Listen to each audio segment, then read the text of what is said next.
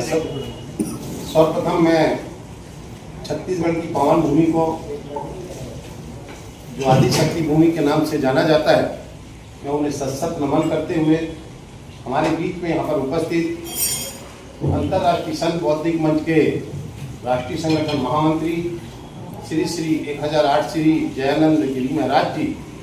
हमारे बीच में यहाँ पर अंतर्राष्ट्रीय संत बौद्धिक मंच आदिशक्ति सेना की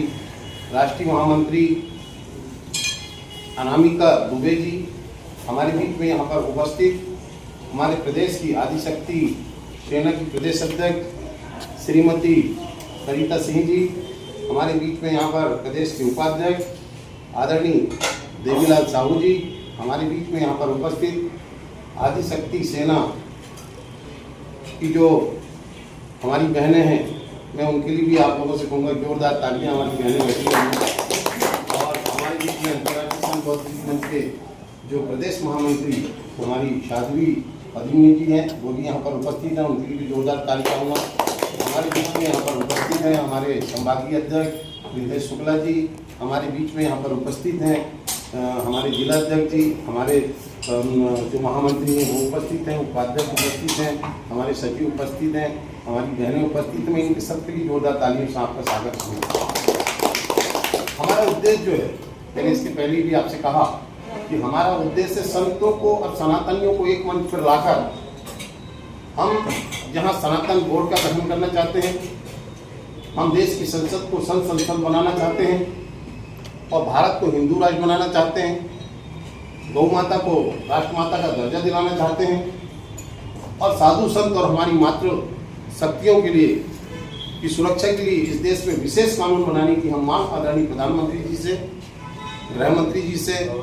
और हमारे छत्तीसगढ़ के जो मुख्यमंत्री हैं शाह जी से भी, हम उनसे भी मांग करते हैं कि इनकी सुरक्षा के लिए एक विशेष कानून बनाएं। हम ये कहना चाहते हैं साधु संतों का देश है, ये ऋषि मुनियों का देश है, यहाँ भगवान श्री राम पैदा हुए, यहाँ भगवान श्री कृष्ण पैदा हुए, ये महाराणा प्रताप का देश है, ये महारानी लक्ष्मीबाई का देश है, ये कोई मुगलों का देश नहीं है, ये कोई बाबर का देश नहीं है, ये कोई मुसलमानों का देश नहीं है। मुसलमान कोई अरब कंट्री से नहीं आए, मुसलमान यहीं के निवासी थे, जिन्हें अकबर या पूर्व के जो बादशाह थे, मुगलों का जो शासन था, तो उन्होंने प्रताड़ित करके इनको मुस्लिम बनाने का काम किया। मैं उन मुस्लिम भाइयों से भी निवेदन करना चाहूंगा जो मेरी बात को आपके माध्यम से सुनेंगे, मैं उनसे भी अपील करूंगा, अभी भी समय है वो वापस अपने घर लौट जाएं। हम आपको अंतर्राष्ट्रीय संत बौद्धिक मंच नरेंद्र मोदी विचार मंच की ओर से हम आपको आश्वस्त करना चाहते हैं, यदि आप पुनः अपने घर वापसी करके और पुनः आप सनातन में आते हैं तो आपकी सुरक्षा की व्यवस्था हमारे अंतर्राष्ट्रीय संत बौद्धिक नरेंद्र मोदी विचार मंच लेता है। आपको कहीं कोई बाल बाका नहीं कर सकता, ये हम आपको गारंटी दे रहे हैं। मेरी जो आवाज सुन रहे हैं देश आपके चैनल के माध्यम से, पूरे देशवासियों से मैं निवेदन करना चाहूंगा, चाहे वो क्रिश्चियन समाज में गए हो, चाहे वो मुस्लिम धर्म में गए हो, मैं उनसे निवेदन करना चाहूंगा कि पुनः अपने घर वापस आ जाएं, क्योंकि ये ऋषि मुनियों का देश है, ये सनातनियों का देश है, ये मुगलों का देश नहीं है। आज नहीं तो कल ये हिंदू राष्ट्र बनेगा।